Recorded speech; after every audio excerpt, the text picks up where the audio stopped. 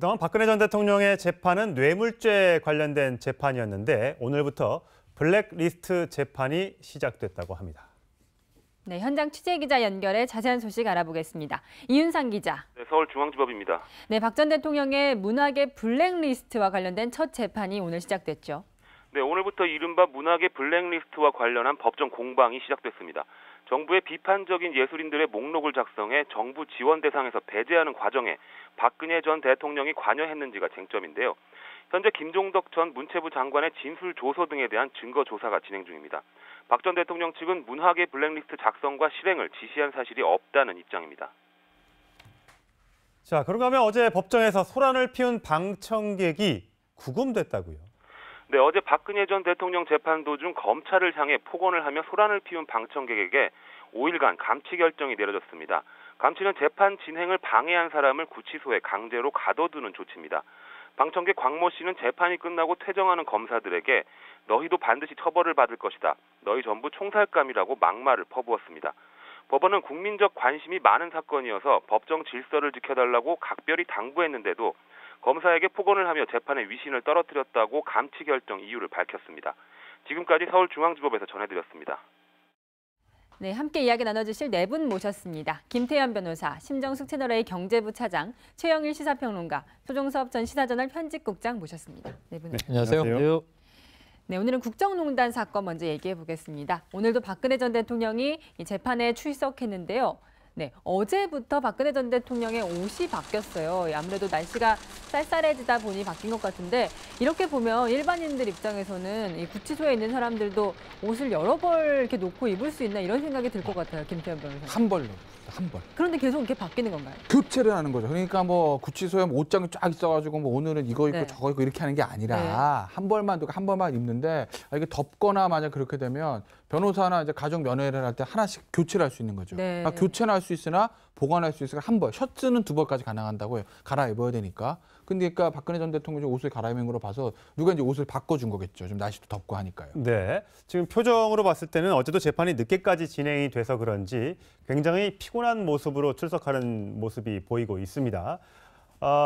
물론 지난주, 이번 주에는 재판이 월, 화, 수 없었고요. 목요일, 금요일 이틀 동안 진행되는데 표정에서 고단함이 묻어나고 옷도 지금 새 옷을 입긴 입었습니다만 전체적으로 좀 살이 빠졌는지 이 팔 이런 데가 굉장히 좀 헐렁해 좀 보이네요. 네네. 어쨌든 뭐 이 최순실 씨는 확연하게 처음에 구속되던 초기와 지금은 살이 많이 빠진 모습이죠. 네. 오래됐죠, 거기는. 네네. 네. 그런데 이제 이 박 전 대통령 역시 조금 이제 교도소, 구치소 생활이 이제 고단해 보이기는 합니다. 그리고 뭐 재판이 워낙 강행군이기 때문에 네. 그런 광복절 전후에서 이 앵커 말씀처럼 사흘 재판을 쉬는 바람에 조금 추스리지 않았을까 하는 생각을 했지만 8월 15일이 유경수 여사 기일이에요. 그렇죠. 그러다 보니까 또 이제 아무리 재판이 없다 하더라도 마음 편한 구치소 생활은 아니었을 것이고요. 네. 심신이 다 이제 좀 피폐해지는 과정 아닌가 하는 생각이 드네요. 네, 이 전직 대통령에 대한 재판이 매일 있다 보니 이 법원에서 정말 다양한 일이 일어나는데요.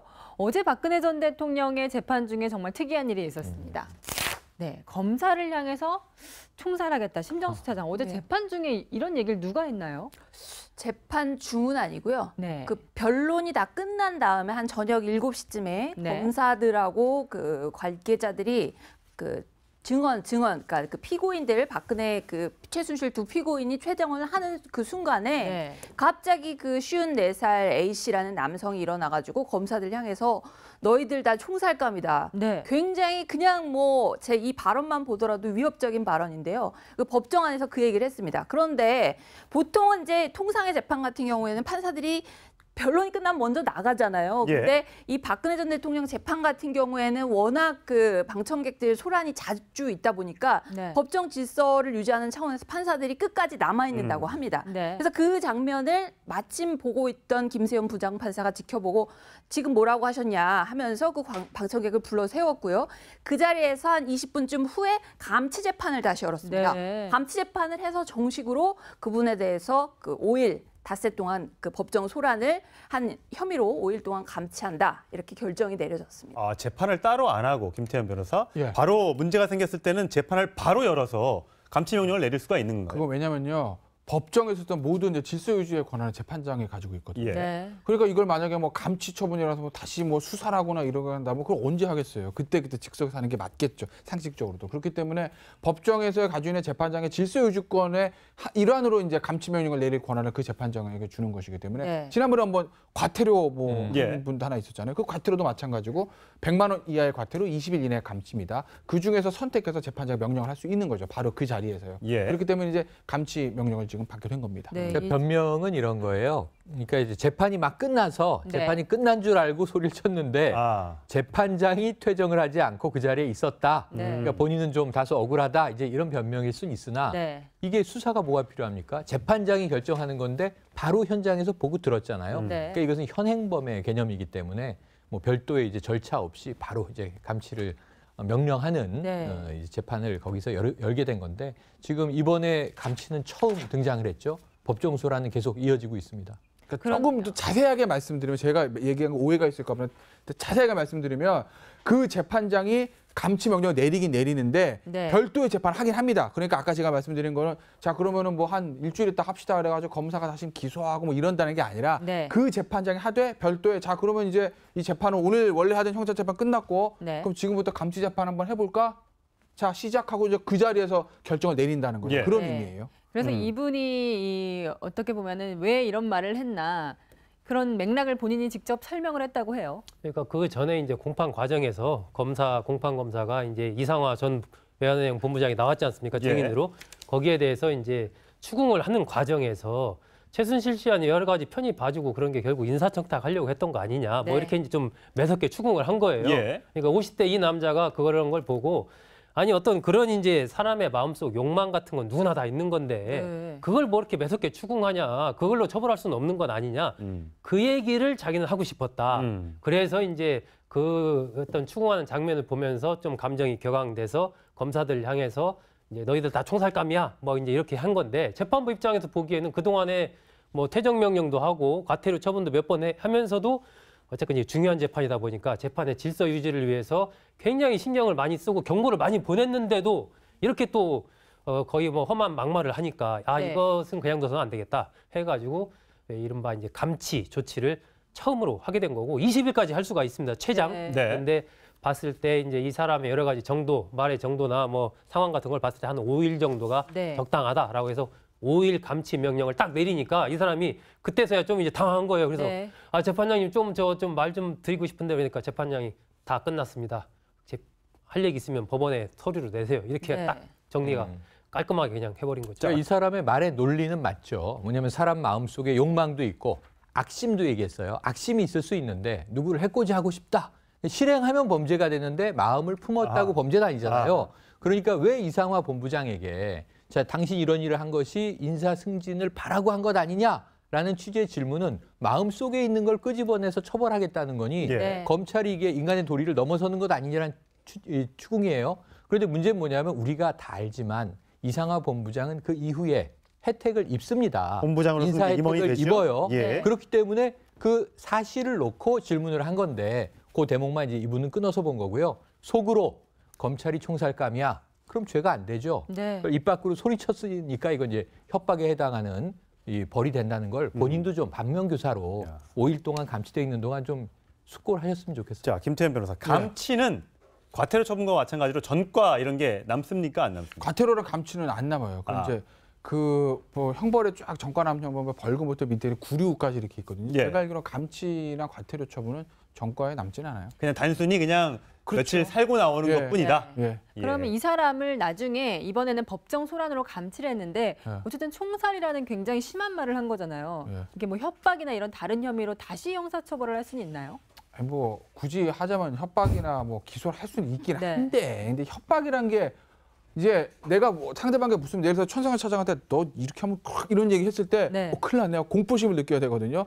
아니 이 사람이 검찰 당신은 총살감이야 그러다가 거기 검사들 큰일 났네. 우리 네. 이제 총살 당한 거 아니야. 이렇게 공포심을 느꼈을까요? 전혀 그럴 가능성이 객관적으로 없잖아요. 그 주관적으로 검사들의 마음까지 모르겠으나 객관적으로 그 가능성이 전혀 없잖아요. 그러니까 이건 뭐 협박으로 기소할 수 있는 사안은 아니고요. 네, 지금 뭐 그 재판정 안에는 체증을 위해서 네. 비디오 카메라까지 설치를 했다고 하니까 막 엄청나게 지금 쳐다보고 있으니까 굳이 속마음, 뭐 박근혜 전 대통령을 지지하는 사람들의 속마음, 뭐 억울할 수 있겠습니다만 그건 속마음을 갖고 계시면 되는데 이게 바깥으로 표출됐을 경우, 특히 이제 재판 도중에 됐을 경우에는 과태료나 감치 처분을 받을 수 있다는 점 명심하시고 네. 좀 주의를 해주셨으면 좋겠습니다.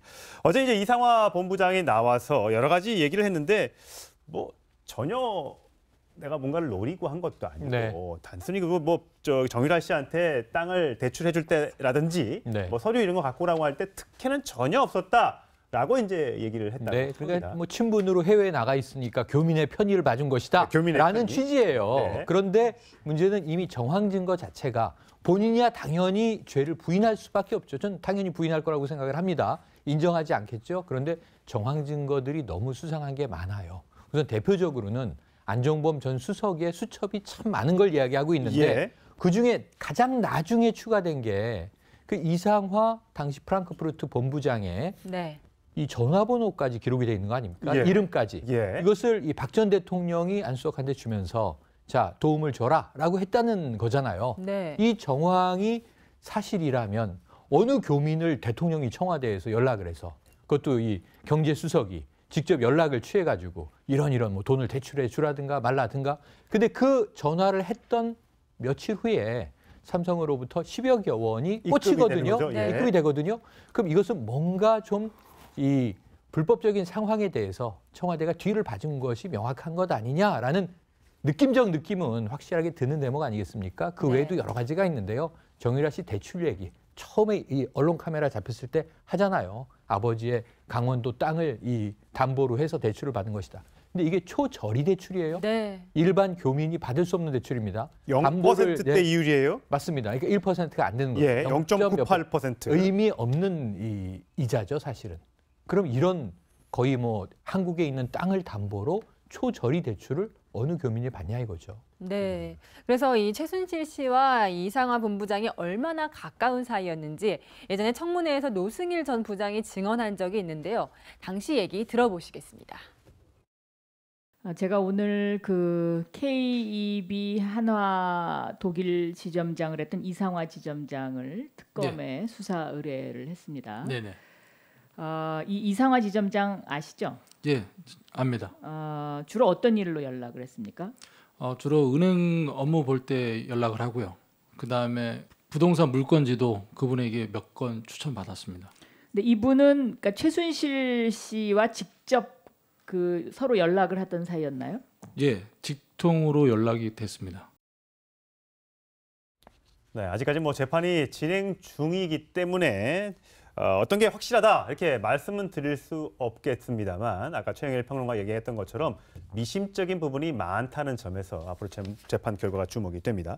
자, 그런가 하면 어제 이 말 지원, 그 정유라 씨에 대한 말 지원 관련해서 뭐 승마공주 이런 말이 이제 한동안 유행을 했었는데 박근혜 전 대통령으로부터 나쁜 사람으로 지목이 돼서 사실상 이제 옷을 벗었던 공무원이 이제 재판에 출석을 했습니다. 자, 나쁜 사람이 워낙 많이 등장을 해서 여러분들 좀 헷갈리실까 봐 그런데 이번에 등장하는 사람은 노태강 지금 현재 2차관이 아니라 진재수 과장이라는 사람입니다. 이 사람에 대해서 유진용 전 문체부 장관이 이렇게 얘기한 적이 있습니다. 들어보시겠습니다. 저희가 알게 된 게 승마협회의 그 정모 선수가 있고 정모 선수는 정윤회라는 사람의 딸이고 정윤회 씨는 최순실이라는 사람의 남편이더라. 최순실이라는 사람은 아주 오래전서부터 대통령과 굉장히 잘 아는 사이더라. 라는 것을 알게 됐습니다. 대통령께서 보고가 마친 다음에 수첩을 들여다보시고 두 사람을 정확하게 이름을 거론을 하시면서 이 사람들은 참 나쁜 사람이라 그러더라. 라는 지적을 하셨습니다. 이 문제는 장관인 저한테 맡겨주시면 좋겠습니다. 라고 제안을 드렸고 거기에 대해서 다시 대통령께서는 역정을 내시면서 인사조치하세요. 라고 지시를 했기 때문에 이 진재수 과장이 뭔가 이 말쪽 승마협회 쪽에 뭐 문제점에 대한 관련된 보고서를 만들었는데 이 보고서를 만들어서 청와대에 보고했더니 어떻게 알고 박원호 전무라는 사람이 전화해서 섭섭하다. 어떻게 나한테 이렇게 비판적으로 보고서를 만들 수 있느냐? 나는 청와대에 보고했는데 어떻게 저 사람이 알고 전화했지? 그래서 불길한 예감이 들었다는 거 아니겠습니까? 그러니까 이게 2013년 이제 4월 달에 경북 상주에서 승마 대회가 있었는데 네. 거기서 최순실 씨의 딸 정유라 씨가 1등이 아니고 2등을 하죠. 네. 그러면서 거기에 대해서 이제 불만을 품고 이 문제가 많다. 뭐 이런 얘기를 이제 막 하는 겁니다. 그래서 박 전 대통령이 문체부에다가 조사를 해라, 승마협회를. 그래서 조사를 하게 되죠. 그 조사 책임자가 지금 진재수 과장이에요. 문화체육과장이죠. 조사에서 이제 2013년 7월 달에 청와대 교육문화수석실에 보고서를 올립니다. 네. 네. 그 보고서 내용 중에 이 박원호 전 승마협회 전무에 대한 부분이 있는 거죠. 박원호 전 전무가 뭐 전과도 있고 여러 가지 좀 이런저런 문제가 많다. 최순실 씨의 측근이었죠. 예, 최순실 씨의 측근이었죠. 이러저런 뭐 문제가 많다. 좀 하여튼 양쪽 다 문제가 많다. 이런 내용의 보고서를 올렸는데 그날 오후에 진재수 과장이 박원호 전 전무의 전화를 받는 겁니다. 예. 네. 아니 당신이 나한테 그렇게 안 좋은 보고서를 어떻게 청와대에 올릴 수 있냐? 그럴 수 있냐 당신 말이야. 막 이제 막 항의를 한 거죠. 예. 그러니까 이 진재수 과장은 아니 내가 오전에 청와대에 올린 보고서를 벌써 박원호 전무가 그러면 그걸 보고서 지금 항의 전화를 하는 거니까 이거 뭔가 심상치 않다 이런 생각을 이걸 갖게 됐던 거고 예. 한 2주가 지나니까 청와대 민정수석실에서 이 문체부에 대한 감사를 한다. 뭐 이런 얘기가 들려오는 거예요. 그래서 이것이 이게 좀 뭔가 나에 대해서 이제 앞으로 불길한 그런 것이 펼쳐지겠구나 예감을 했고 아니나 다를까 조금 있으니까 이제 한국예술종합학교 총무과장으로 네. 이제 발령이 나는 거예요. 예. 그래서 진 과장은 어쨌든 나를 자르지 않고 그래도 거기까지 보내준 거에 대해서 감사한다 뭐 이렇게 생각을 하고 근무를 열심히 하고 있었는데 조금 지나다가 이제 노태강 국장이 이른바 찍혀서 나가는 걸 보면서 네. 이러다가 나도 좀 쫓겨나겠구나 싶어서 스스로 명예퇴직을 했다라는 게 이제 진재수 전 과장의 예. 증언이죠. 네, 어떻게 보면 이 국정농단의 핵심을 그 당시에 짚은 건데 네. 그런데 이분의 입장에서는 대통령에 대한 충정으로 이런 보고를 올렸다 이런 진술을 했다고. 제가 이게 참 놀라운 대목이에요. 네. 과거에도 뭔가 이상하다. 승마에 왜 이렇게 이제 VIP에 관심이 많은가 이런 생각을 우리가 몇 년째 해왔고 네. 국정농단 사달을 받습니다만 자, 최근에 저희 아이 동심이 멍들었는데요.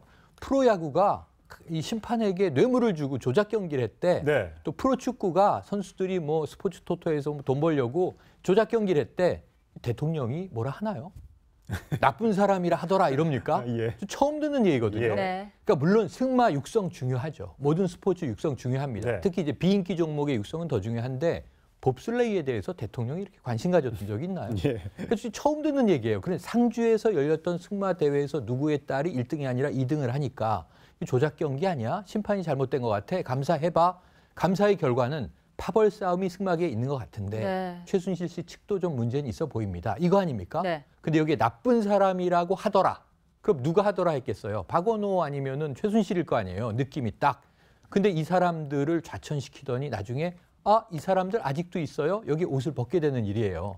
그러니까 이게 우리가 공직사회에서 참 21세기에 보기 드문 일이 벌어졌다고 생각할 수밖에 없다. 너무너무 미스테리한 일이죠. 다시 예. 말해도. 최순실 씨가 어제 진재수 과장한테 직접 물었다는 거 아닙니까? 뭔 근거를 근거로 우리 딸이 뭐 공주 승마 공주라고 불리느냐 말도 안 된다. 직접 신문도 하고요.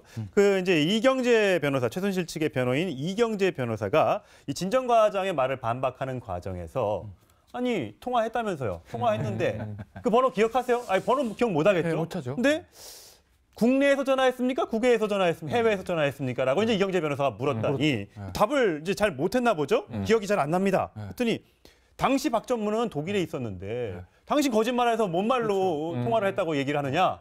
그랬더니 검찰 쪽에서 그럴까요? 하더니 국내에 있었다는 통화 기록을 또 맞아요. 딱 네. 보여줬다면서. 이게 이제 변호사들이 이제 증인의 어떤 진술의 신빙성 탄핵한다 그러거든요. 당신의 말은 믿을 게 없어라고 할 때 이제 많이 쓰는 방법들 중에 하나예요. 당시의 상황과 반대되는 걸 딱 들으면서 당신 그때 말이야 뭐 서울에 있었다고 하는데 그래서 얘기했는데 당신 출입국 이 기록 보니까 부산에 있었대. 그러니까 당신 말 전부 다 거짓말이야. 이런 식으로 얘기를 많이들 하거든요. 예. 근데 이제 저게 이경재에서 뭘 실수한 거냐면 만약에 저기서 진재수 장관이 그때 국내 전화였는데요? 분명히 02였어요. 이렇게 얘기해서 뭔 소리야. 독일에 있었어. 당신 거짓말 이렇게 해야 되는 건데 예. 기억이 안 난다면서요. 예. 기억이 안 나는 게 맞겠지. 그때 이 국제전 국내전 누가 다 기억합니까? 네. 기억이 안 나는 게 맞는데 근데 거기다가 갑자기 무슨 해외에 있었으니까 증언은 허위다.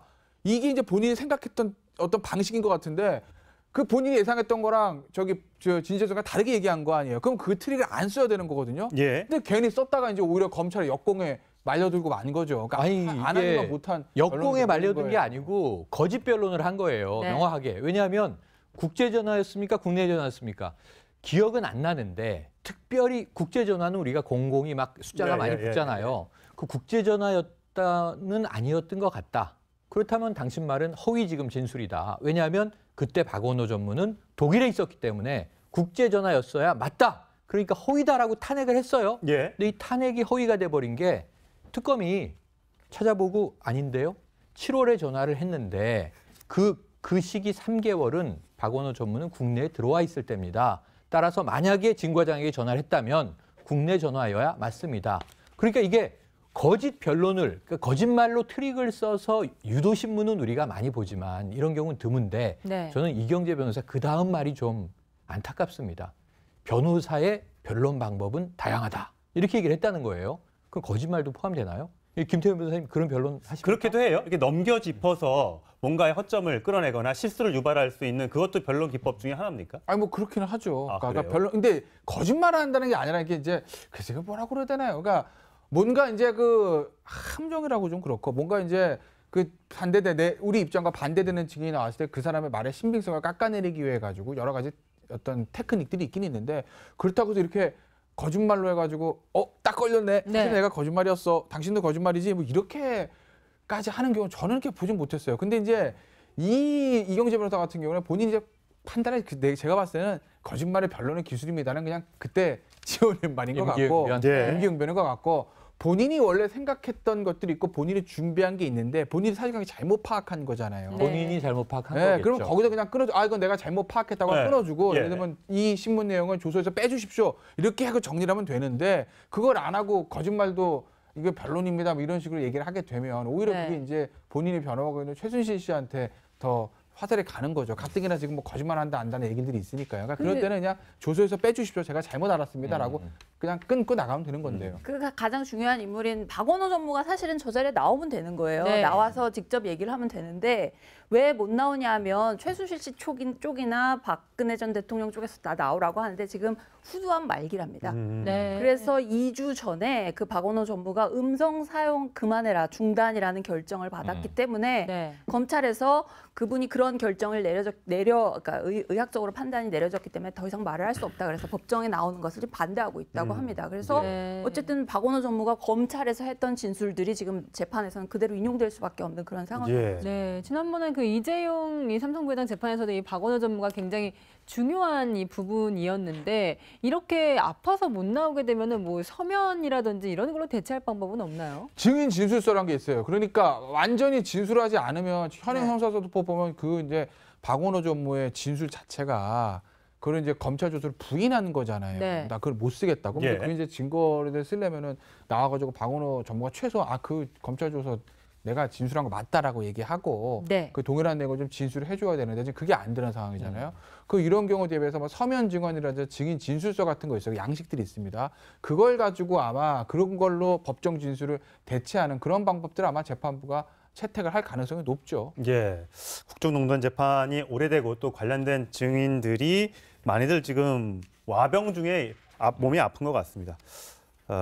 뭐 마음고생을 많이 해서 더 병이 악화됐을지도 모르겠는데 국정농단이 길어지면 길어질수록 자꾸만 이런 일이 생기지 않을까 좀 걱정은 좀 됩니다.